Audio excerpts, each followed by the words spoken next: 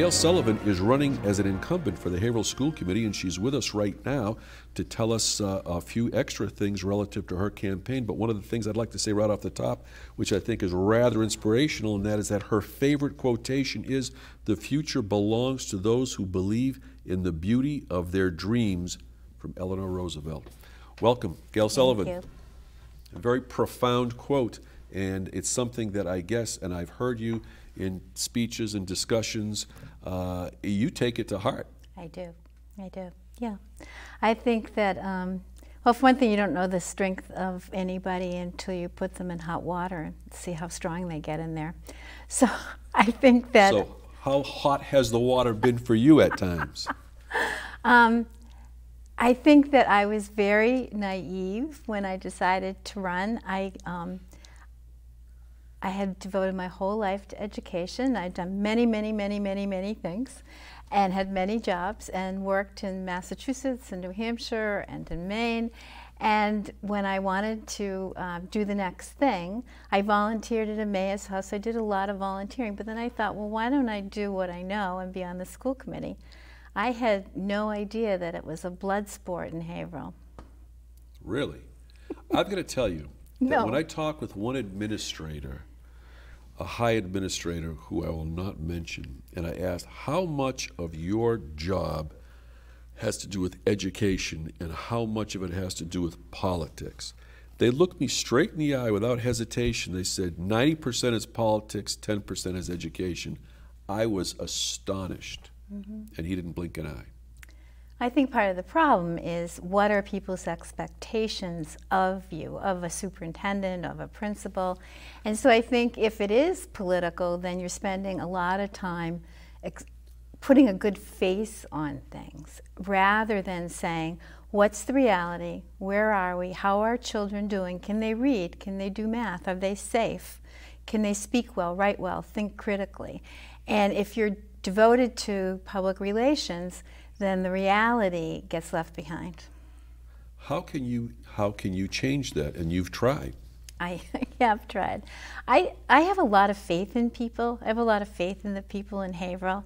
I think that if you talk to them honestly about what is going on and what we need to go on, they get it. For instance, I was part of the Haverhill for Hunking group, and volunteers met at our house every Saturday for weeks to go out and talk to people and show them pictures of the old hunking.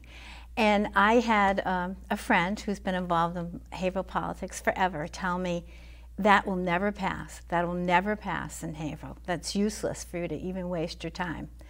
And I thought, no, that's not true. People in Haverhill are rational, they're good people. If they see how bad this is and unsafe it is, they will do the right thing. And they did in every precinct across the city. And I think that's a perfect example of, if you clearly and succinctly explain to people what is going on, they will rise to the occasion. That's close to a quote by the California educator, every person will rise to the level of their expectations. That's true. Jaime Escalante from California. Yep. The question I've got for you is that there's been discussion, and I've heard you in your presentations to the public before, about people readily settling for what may be considered average or adequate, rather than reaching for much higher and just settling for, well, this is good enough. Right. And has that been an uphill battle for you, and why? Well, I think that so much of what goes on in Haverhill is entrenched. You have the same people who've been doing the same thing for a very long time. Administratively or politically? Politically. Okay. And so, and that makes it comfortable for some people. And I think they're all well-intentioned. I don't doubt any of their intention. But if you come along and say, look at, for example, I'm part of Haverhill Promise. We started that 2 years ago with Dr. Maddox. And I was a reading specialist for 14 years at Whittier. And to define that, that's to make sure that kids are at a third grade reading level by the time they reach the third grade. Right, because reading is absolutely fundamental for everybody. And so I think that until you were able to look at that and say in public, only 30% of our third graders are reading on grade level. And let's talk about it, and what can we do about it? What's the plan? But if you're always going around saying everything is fine, and everything's okay, and we're just trying to get to be adequate, you don't make the plan, you don't do the research, you don't get the people that you need. So it isn't disrespectful to Haverhill, it's respectful to Haverhill, because I believe Haverhill is on the cusp. We can either move ahead and be excellent, or we can fall behind, but I think this is a defining moment for the city. Is it a lack of faith, or is it that people are afraid to lose, and consequently it's safer not to do anything because you stay where you are rather than move forward? I think it's certainly safer politically to just say that everything is great. Well, I'll ask you a question, because you're talking about being able to pursue excellence at a higher level than where generally the student body happens to be now, and I'm not sure which level you're speaking of. However, and I'm putting this out there, for people that may poo-poo the idea, says, oh, that'll never work, we're doing fine, it's good enough, and the question is, well, how do you, let's test that theory. If we test the theory by being able to take 3 of the same grade classes in 3 different schools and teaching them differently, I think you'd have to get parental permission to be able to do that, but then taking these 3 classes that are like the other classes in the same school, but then teaching them to a different standard and then seeing how in fact they test out at the end of the year, that would be conclusive proof that would have to get everybody's attention, wouldn't it? Tilton is conclusive proof. Tilton Elementary, that's what an award most 2015 was at 1% meeting the standards. 99% of all the other students in Massachusetts did better. And some people thought, well, that's because it's so poor and has... It's in an urban area. It has language problems, it's got poverty, it's got every kind of challenge in the world. And so they said, well, that's just the way it is. And then... they settled. They settled. And then the wonderful teachers and administrators at Tilton got a turnaround grant from the state.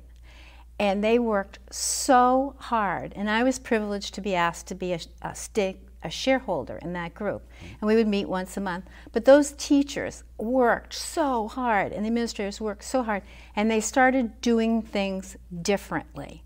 And the first year they had a small gain, the next year they had more gain, the third year. We just got the results. They're now at 38%. When they were at 1. And they were at 1.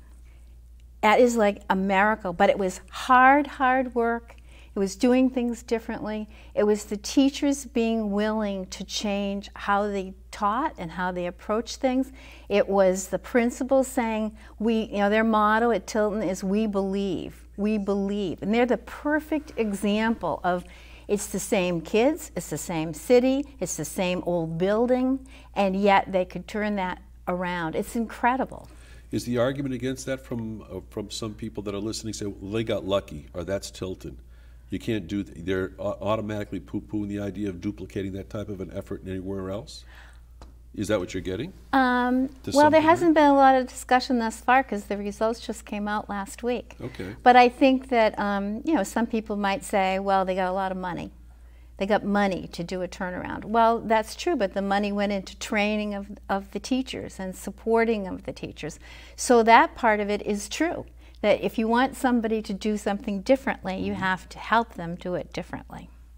Well, if that's if there's a basis for success there, then that would seem to be the impetus for being able to reach a bit further, and that's what you're proposing to do if reelected on the school committee. If reelected, I want to use facts and research to look at where are we, how do we move forward, what's doable. I'm fiscally conservative. I'm the head of the finance subcommittee, so I really like to do things efficiently and save money. But sometimes you have to spend money, like for reading interventions. If you want kids to read, you need really good reading coaches for them. That'll have to be the last word. Gail Sullivan, very, very interesting, and we wish you the best of luck in your endeavors for re-election on November 5th. Thank you very much. It was a pleasure. Thank you.